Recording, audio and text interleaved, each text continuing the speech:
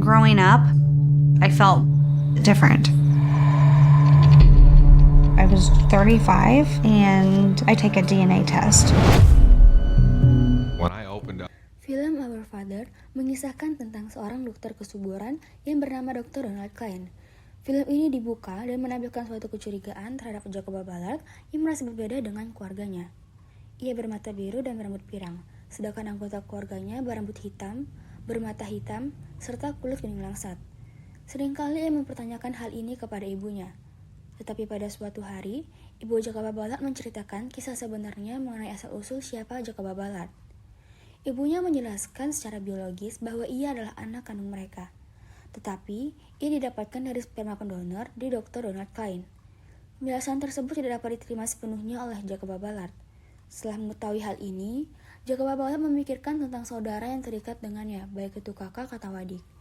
Pada tahun 1999, belum ada hasil tes DNA komersial, dan ia berpikir untuk menelepon Dr. Donald Klein untuk meminta suatu informasi mengenai ibunya dan siapa pendonor sperma kepada ibunya. Tetapi, ia tidak mendapatkan hasil apapun dari informasi tersebut. Praktek Dr. Klein sendiri berlangsung pada tahun 1976 sampai 1986, dan ia dikenal sebagai salah satu dokter yang bergerak, dokter yang disegani, dan khususnya pada bidangnya, yaitu bidang infertilitas. He wants me to keep quiet, but I will never back down. I will fight to expose all of your secrets. he's hiding something more sinister. Permasalahan dimulai ketika Jacoba Ballard yang pada film ini diberikan urutan saudari pertama mengikuti tes DNA komersial pada tahun 2014. Lalu setelah melakukan tes memberikan hasil bahwa bapak biologis dari Jacoba Ballard juga memiliki lebih dari 5 anak. Yang dimana ini terus-menerus bertambah setiap waktunya. Hal ini tentu menjadi bertentangan dari pernyataan Dr. Klein yang pada tahun 1999 dihubungi mengaku bahwa sperma yang digunakan hanya digunakan sebanyak 3 kali.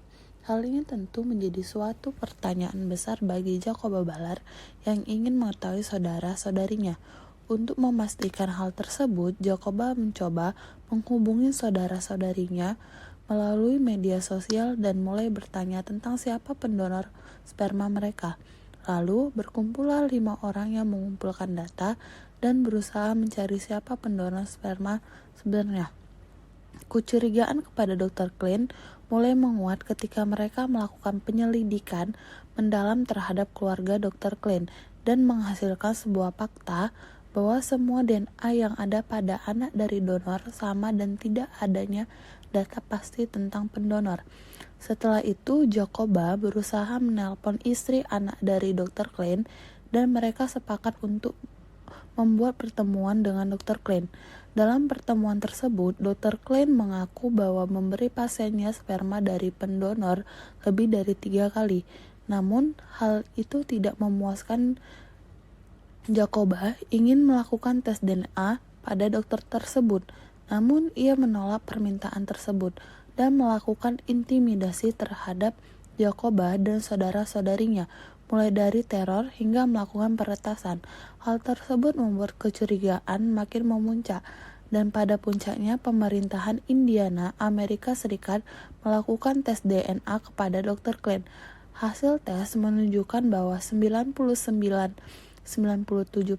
DNA dokter tersebut cocok dengan DNA dari anak hasil inseminasi buatan yang ditanganinya. Medical indication. Pada kasus ini, semua pasien datang dengan satu keluhan utama, yang ketika pasien ingin mempunyai anak, tetapi suami dari pasien tidak dapat memberikan sperma yang baik. Pada kasus ini, dokter memberikan opsi untuk dilakukan inseminasi buatan baik dengan sperma suami ataupun dengan donor sperma yang diakui berasal dari residen yang ada di rumah sakit sekitar, dengan harapan terjadinya kehamilan pada pasien. Namun, pada praktiknya Dr. Klein tidak menggunakan sperma suami atau donor sperma tersebut tidak berasal dari kedua sumber tersebut, namun dari sperma dirinya sendiri. Pasien yang datang pada Dr. Klein rata-rata berada pada usia produktif dengan keinginan memiliki anak, namun tidak dapat dipenuhi karena terhalang oleh kualitas sperma suami. Rata-rata berdasarkan ekonomi, pasien yang datang dalam keadaan ekonomi yang baik dan mencukupi untuk membiayai proses inseminasi buatan. Di Amerika Serikat, donor sperma merupakan suatu hal yang legal, maka dari itu tidak terdapat penolakan dari keluarga dan pasien sendiri.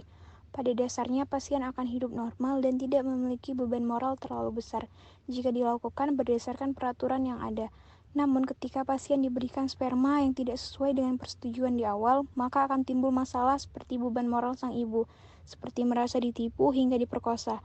Selain itu, pada anak yang dihasilkan pada kasus ini akan membuka kemungkinan terjadinya hubungan incest yang tidak disadari dan belakangan diketahui bahwa Dr. Klein memiliki penyakit autoimun dan ini diturunkan ke setiap anak hasil inseminasi buatan, sehingga hal ini memperburuk kualitas hidup sang anak.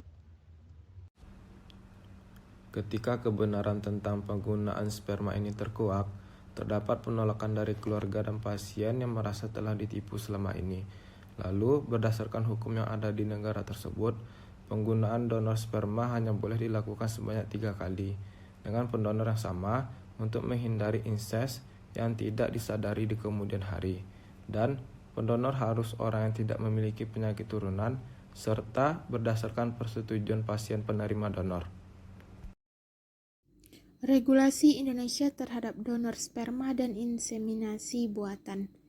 Menurut Undang-Undang Nomor 36 Tahun 2009 dan Peraturan Pemerintah Nomor 61 Tahun 2014 telah menegaskan inseminasi buatan atau reproduksi buatan hanya dapat dilakukan oleh pasangan suami dan istri yang sah. Dengan kata lain, hukum di Indonesia melarang warganya untuk menerima donor sperma dari orang lain selain dari suami sendiri, atau penggunaan opum dari orang lain selain dari istri sendiri. Dengan demikian, donor sperma adalah upaya memiliki anak di luar cara alamiah yang tidak sah menurut hukum yang ada di Indonesia. Indonesia hanya mengakui fertilisasi in vitro dan pemindahan embrio terhadap pasangan suami dan istri.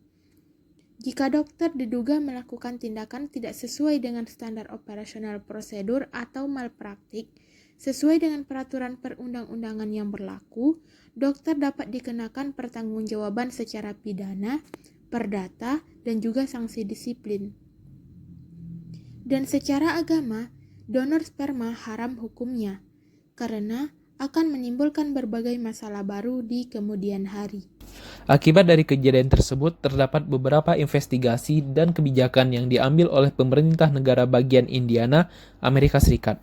Di antaranya adalah yang pertama, pada tahun 2018, pemerintah mengesahkan hukum tentang donor sperma gelap. Lalu yang kedua, pemerintah melarang dokter mendonorkan sperma ke pasiennya sendiri. Yang ketiga, belakangan diketahui terdapat 44 dokter lainnya yang melakukan praktek yang sama. Dan yang keempat, per tahun 2019, terdapat 94 anak yang dihasilkan dari praktik yang dilakukan oleh Dr. Donald Klein, dan ini terus bertambah. Namun, pemerintah pusat Amerika Serikat belum memberikan pernyataan dan kebijakan baru terkait kasus ini. Dan dari kasus ini dapat diambil pelajaran bahwa, pertama, seorang dokter tidak semestinya melakukan pengobatan dengan metode, spesimen, atau obat yang tidak diberitahu atau terkesan ditutup-tutupi kepada pasien untuk menghindari kejadian yang sama. Yang kedua, perlunya melakukan pertimbangan dan kajian lebih dalam berdasarkan etika dan norma yang ada ketika melakukan pengobatan atau suatu tindakan. Dan yang terakhir, sebagai pasien harus lebih teliti dan bijak dalam melakukan persetujuan terhadap pengobatan yang akan dijalani. Like you, be strong to hold the powers of the sun.